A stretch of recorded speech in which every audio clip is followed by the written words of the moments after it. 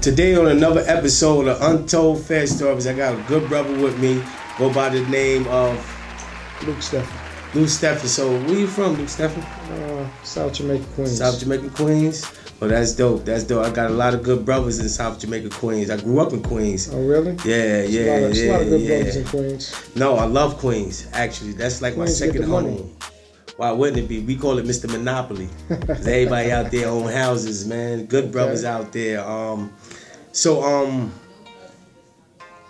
Let me ask you a question as far as like your childhood. Like, how was it like growing up in Queens?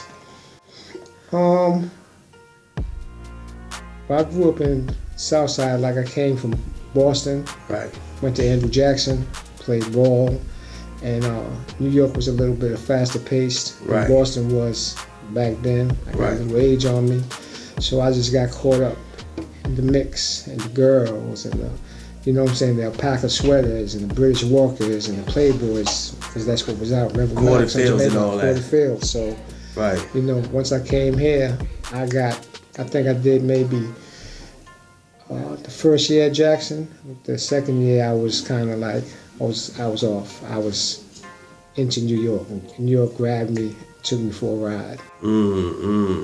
So what made you gravitate to come to New York? Like, was it your family? What, your mom? My family, my mother, I guess, you know, she was with someone. She probably wanted to leave him. So like, mother's the type like, you know, when she's done, she's done. So it was like, I'm coming to New York. Plus I had maybe 2 or 3 sisters out here already. Right. And we moved out here. I went to Jackson, played ball. Did 90s in school. 10th grade, I think, 10th grade I moved out to Deer Park.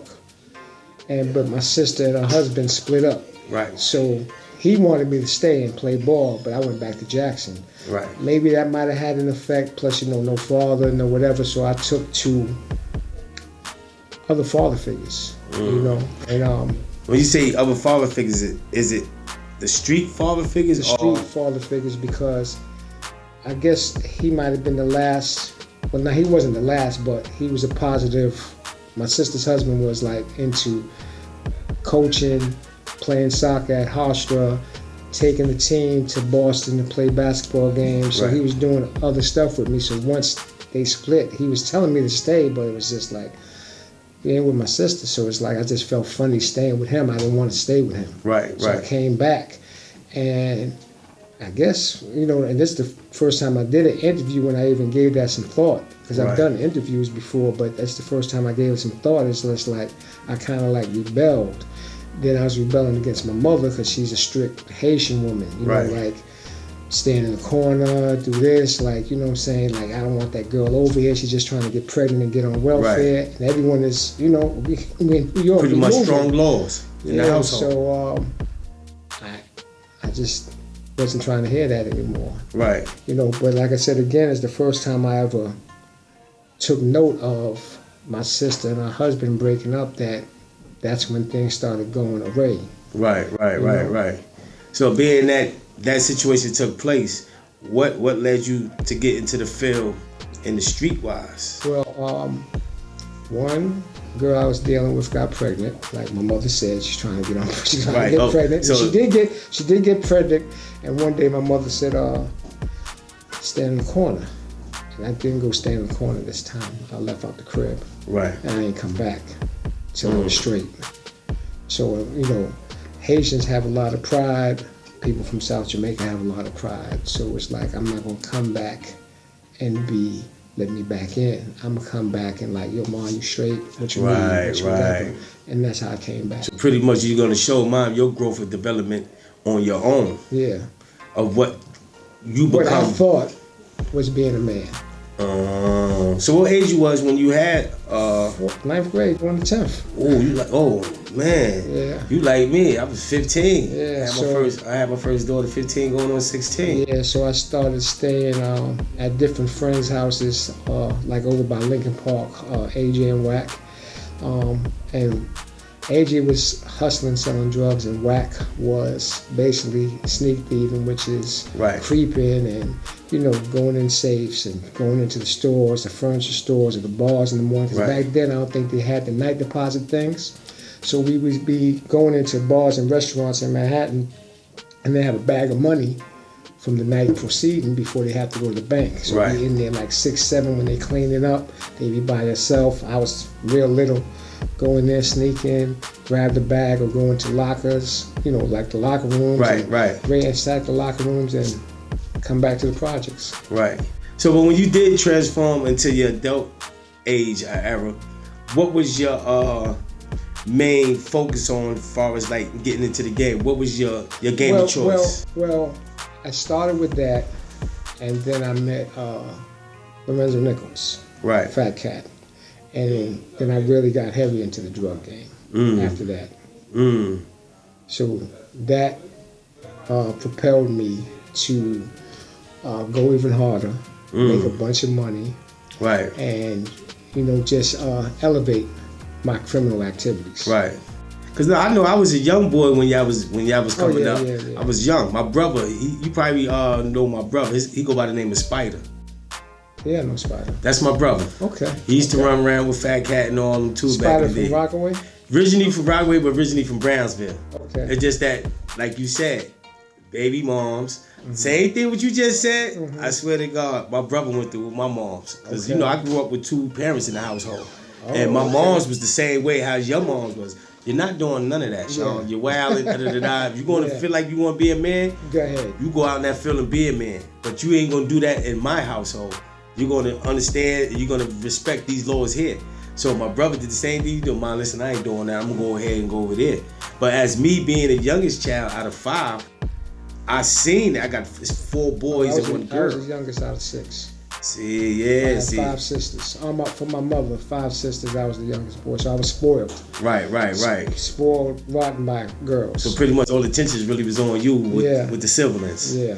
Oh, okay. So when you did get in the game, the drug of choice was cocaine, crack back then. Well, cocaine, crack didn't even come out. When crack came out, the police didn't even know what crack was. We got crack.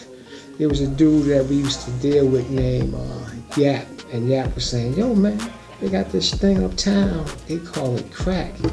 It was like, "What's that?" It's like, "Yo, they taking the free base. They got the houses, and the cat was like, "Word, let's try that. How you do that?" And that's how that started. And at first in Queens, they didn't even know what it was. Right. You know what I'm saying? But we had got it because they was already doing it in Harlem. Right. And a dude we was dealing with told us about it, and then we started doing it in Queens. And then, the rest is history. It just took off. Yeah, the rest is history.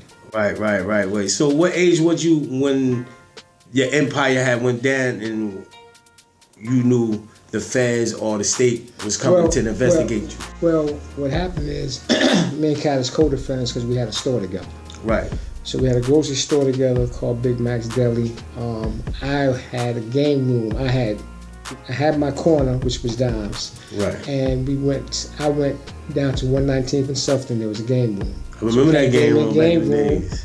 To start doing stuff down on 119th. Right. So I started that, and I just happened to come back to 150th Street to just check in, see what's going on. Right. So we all was in the back, me, him, Jug, and that's when the police came. So that was the state case. So we was co-defendants. We both went to trial. He blew to everything. I beat the bigger charges and got convicted of weed and some guns.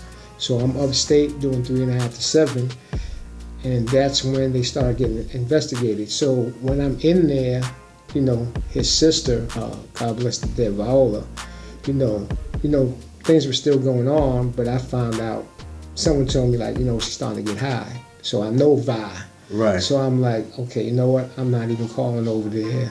Told my man, you can't fuck with that no more. Right. And that's why I'm not on the phone. So even on their case, I don't get in their case. Because I'm not calling over there. So everyone that's calling over there caught the Fed case. Right. My Fed case happens because I come home, I do the same shit again in the projects.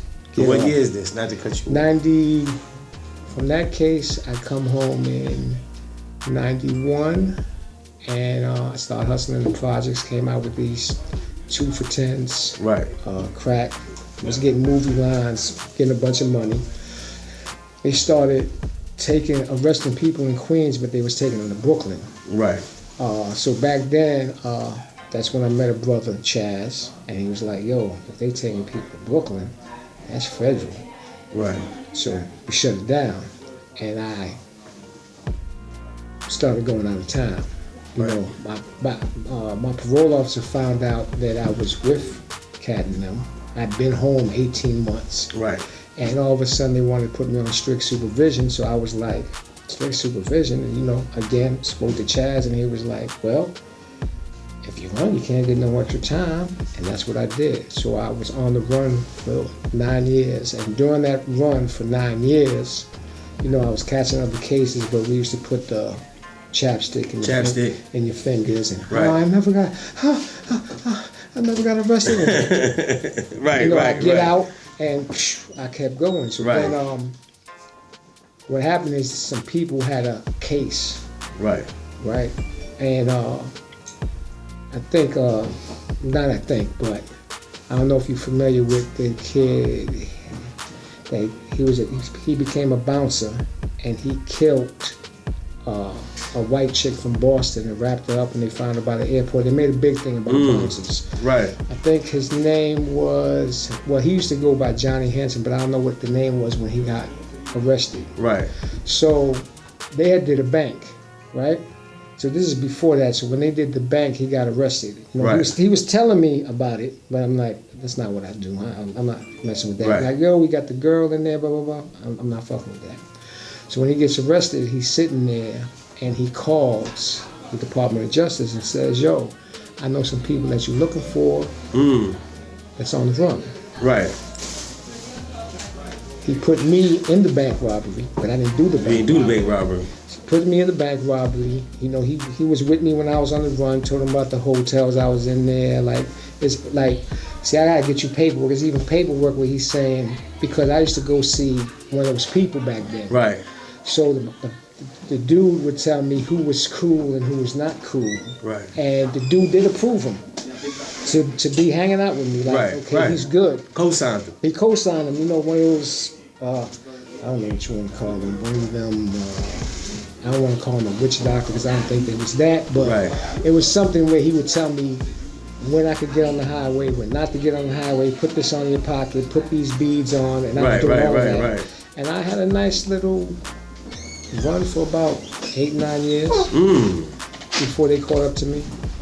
But they caught up to me. I got the case.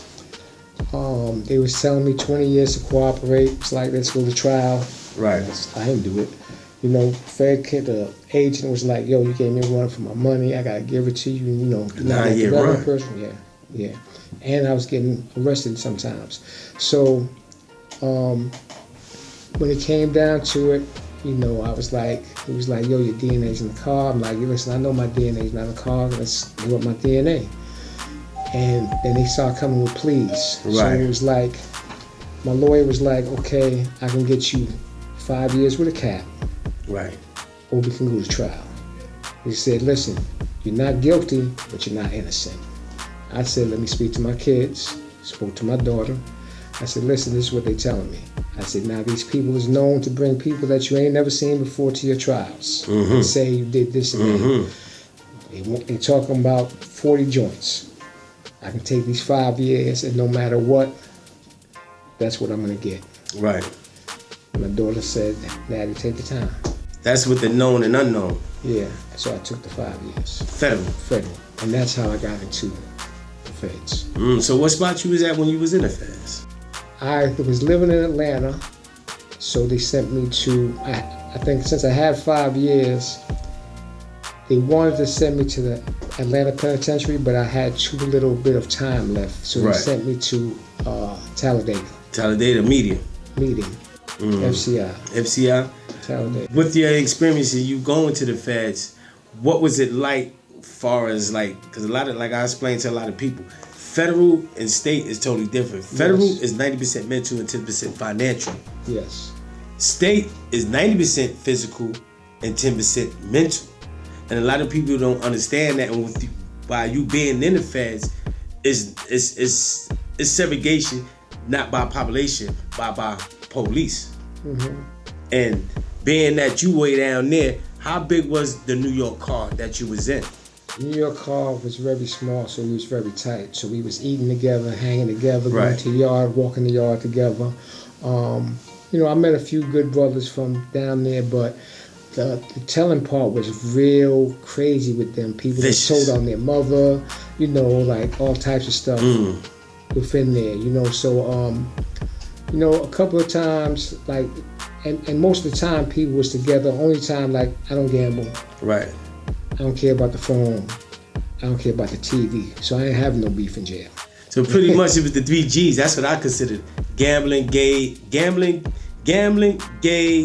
and gangs. Yes. So the matter of fact, then, it's like when I came on 2005. So 2003, 4, 5. It's more like sometimes we would get locked down when it would be the Mexican mafia against like the JDs or something. Right. There wasn't too much Bloods and Crips. Right, on that side in the South. On that side of the South. Right. So it would be a beef between the Mexican mafia, like niggas from Texas and stuff like that. Right. The Texas Senegals or the Paisas. Yes. That's when things was happening. So so that's the only time things jumped off. Things never, like, I'm a smooth operator. You know what I'm saying? I'm a little older, and I already know. I don't care about the TV. I don't care about that other stuff. So that's what causes you a beef. You understand what I'm saying? I seen a lot of that. As long as you ain't doing that, so I'm trying to learn about accounting. I'm trying, and you meet a way multitude of smarter criminals within that federal system. So I'm trying to learn about real estate. I'm trying to learn. I learned how to be a personal trainer. I'm teaching a personal training class in there. So it's just different things about once I get home, because I did two bids upstate. Right. This was my third bid. So now when I'm coming home, it's like I want to do something different this time. You know what I'm saying? Because every other time I said, when I get home, I'm going to be a better criminal. They ain't going to catch me. And when they catch me, I'm holding court in the streets. That never happened. Never held court in the streets. Because you transform yourself to over here.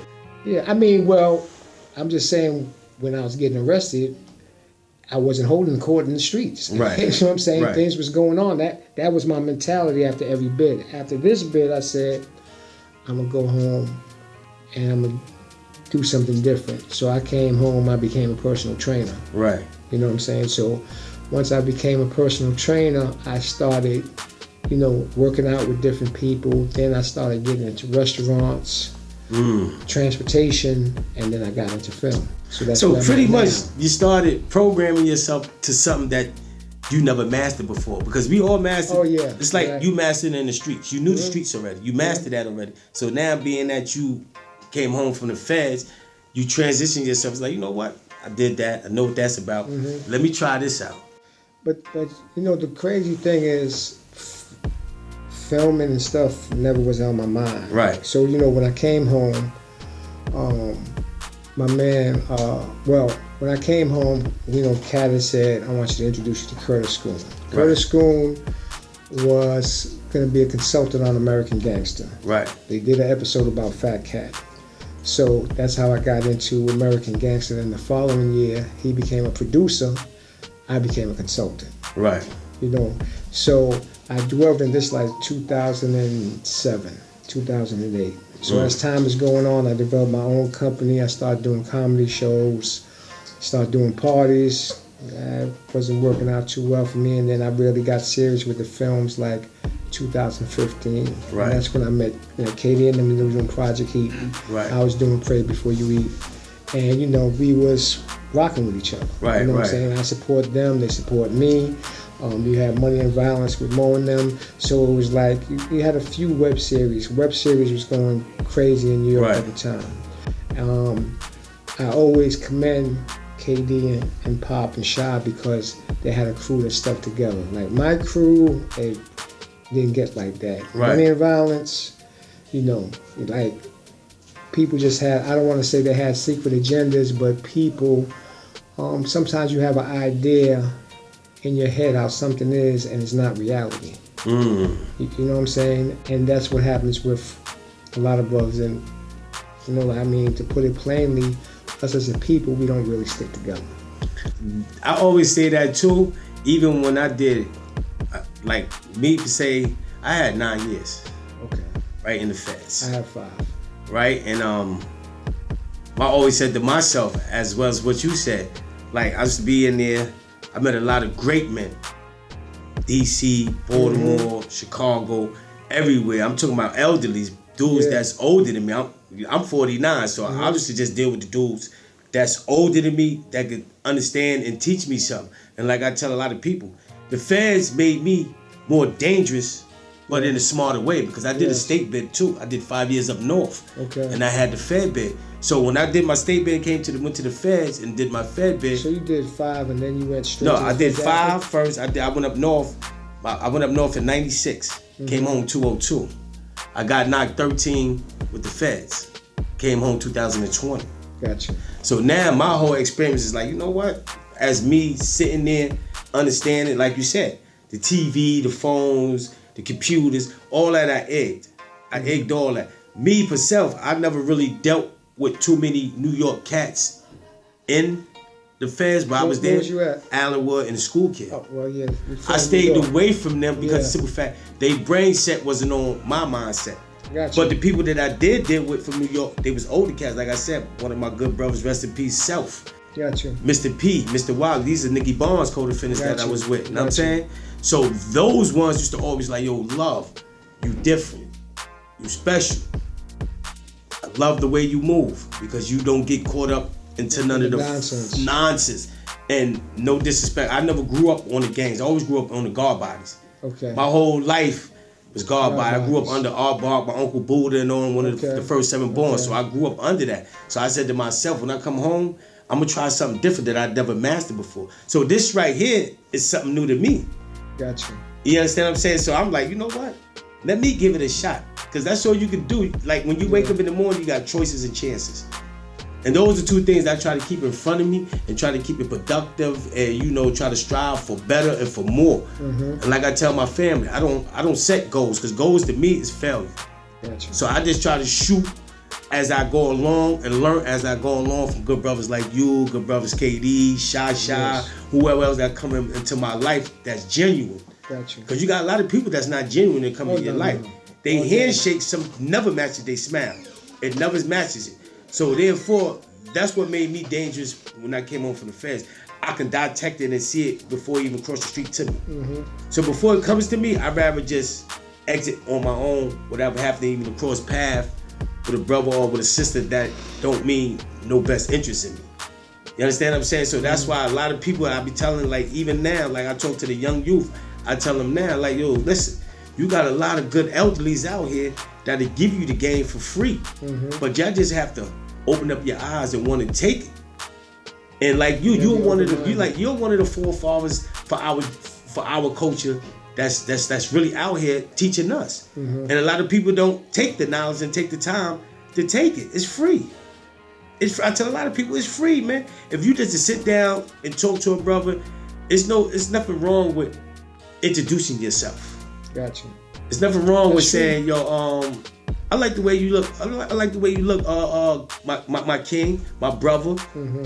Because I don't like to use the word really phrase when I'm in the street, calling the dude a nigga or calling the dude, you know what I'm saying, out there late. So I'd rather call you king, beloved, handsome, something that'll lift your spirit. And so the next time you see me, like, yo, that's a good gentleman. So when I was in the feds, I always separated myself. And dudes would be like, yo, love, why you separate yourself? I said, because I ain't here to, like you said, to watch TV. I ain't here to get caught up in the gangs. I ain't here with the politics. I'm only here with the 3 C's, control, care, custody. And while I'm here, I'm going to make sure I use all them 3 C's that they give me. And so this is why it's an honor for me to even interview you, because, you know, a lot of brothers like you yourself won't come on these type of shows or even tell their side of the story of how the feds is run or how the feds is, because a lot of people don't understand, like, when you dealing with the street life, not just you, it's your family as well. Yeah. And like I told people, I said, nah, it's a burden. Yeah. It's hard. Family. And then when you lose loved ones, cause like me, I lost my father 2 weeks before I came home. And so a lot of people, like, I tell a lot of people, I say, yo, you might look at the outside of me thinking that I'm all right, but I'm not all right, because the simple fact, a lot of loved ones done. Well, you gotta keep the front game gotta be tight. Like they say, you can't let them see you sweat. Right. So no matter what, you gotta have your chest out, your chin up. Person don't know what you're going through or what's going on. Right. You know, like when we came in, like a lot of times when I do these interviews, they're mostly concentrating on the 80s. Right. But, you know, I came home in the 90s and was lit. Right. You know what I'm saying? I came home in the 2000s and was, you know what I'm saying, doing whatever. But most of the interviews is about the 80s. This is the first one that concentrated on the federal. Right. And my federal did have something to do with Cat and them, because it was just basically like, okay, that's the dude that got away. Right. So they pressed the issue. Like, y'all know I didn't rob the bank, but because of my past, it's like, nah, we gotta make sure that he get locked up. We gotta make sure he go to jail, because he's with these people and they killed that police. So we can't have niggas like, excuse my language, people, because they ain't calling us kings. So basically, if I'm talking like they, we can't have none of them niggas around that could have the power to do something like that. Because that set a precedent and that changed laws. You had a president holding the badge that made mandatory minimums. Right. You know what I'm saying? That crazy situation that brother called that shot, which should not have been called. Right. You know what I'm saying? I was in jail at the time. I felt it when I was in jail, because I was upstate when that happened. And when it came on the news, it's like, because people's going to the board, I could see the whole room. Right. I always sit in the back, because, you know, I ain't sitting in the front because I ain't comfortable. Right. I'm going to sit in the back so I can watch the whole room. That's how you have to do a bid. When you go to the yard, you ain't in the front. You the last one to come in. You on the wall. That's just... jailing. The whole room is turning around looking at me like, these crazy ass Queens niggas. You know what I'm saying? Because they're anticipating that they're going to get smashed at the board because it's all over drugs. So, you know, but yeah, you know, like I'm kind of happy about the show, because I get to talk about something else besides the 80s. Right. You understand what I'm saying? But the 80s is what caused my federal bid. Because if I wasn't with them, homie wouldn't have went out of his way to basically accept the lie that was told and really try to push the lie. Right. And he met me to do the time. Because that agent was on him. We called him Bird Chest. That's what we used to call him, because he used to stick his chest. Oh yeah, he's one of those, huh? One of the military bird chests, huh? I gotta give it to you. He gave me a run for my money, but crime doesn't pay. Right. I mean, shit. You paid off with it. I mean, 5 years. Well, you know, that's what I said. I said, you know what? This is for the stuff that I was getting away from. I gotta give them something. Right. So I accepted it. Some people be like, nah, I'm going to try, blah, blah. I wasn't guilty, but I ain't no dummy. Right. I ain't innocent. Right. Give me that, and let me do the time, and maybe all this other crazy shit will calm down. Right. And I can come home and be okay. So pretty much you balanced off your universal law. Yeah. That's what it was. Yeah. That's universal law. A lot of people don't understand. Universal law it really plays a factor in your life. You gotta do something. Well, you can't you can't keep doing wrong and think it's not gonna catch up to you. Right. For something, you gotta pay some type of debt. I owed society a debt. Listen, bro, we brought out crack, bro. We helped destroy the communities, bro. We destroyed the communities with pleasure. We wasn't sad about it. We did that with pleasure because we was getting a bunch of money. So what's some of the things that you're doing now to get back to your community, being that you was part of that era destroying. Well, as of right now. As of right now, I'm trying to get in talks with Erica Ford so that way I can teach a class about film to the community. She ain't called me back. Maybe when she sees this, we spoke about it, but we didn't set up the appointment date. So maybe when she sees this, I can send it to her, and she'll call me. Other brothers that I used to be around, the Furtado brothers, I'm supposed to fill out the application so I can go into the prison systems with them. But basically, I'm just doing film. That's Movies, dope. That's series, dope. Documentaries. That's you know dope. What I'm saying? That's dope. Young brothers, you hear this, right? And it's another way. I mean, age is only a mind thing, man. A lot of people come home, man, and they thinking because they 50, 60, 70, whatever age, man, you think you can't change your life over and try to get into the positive, productive things in your community. He's one of the brothers that's actually doing it and manifesting it and putting it to work for the community. So it's not like actually, we can't do it. But like I said, I'm just a pleasure and an honor to have my guy here, my brother here, good man here and a solid man. So at the end of this segment, I just want to say, what's some of the things that you can get back in telling the youth that's 2 years young, that's 2 generations younger than you and as well older than you? Well, to the ones that's younger than me, I would just tell them to it is a better way than the streets. I'm probably situated to in time make more money than I made in the streets. That money in the streets, it don't last because at the end of the day, just like you got to pay a debt, right? You gonna get it, you gonna lose it, right? You know what I'm saying? Don't get me wrong, some people keep going, but when it comes time to pay the piper, you're gonna pay that piper. Right. So what can we reach you at, and what can we locate you at as far as like Instagram, Twitter? Okay, so Instagram and Twitter is at LUCRSTEPHEN. You could put that, you can Google me. And really, I did so much positive stuff that you might have to go to page 3 or 4 to see some negative stuff. You know what I'm saying? So, you'll see articles like, I'm a film producer, I'm a filmmaker, I'm a director. That's what I do. The time I get up to the time I go to sleep, and when I'm asleep, I'm dreaming about it. Right. You heard it for yourself. One of Queen's finest, my brother, Luke, right? Luke Stephan. There you go. It's a pleasure and an honor, King. Pleasure.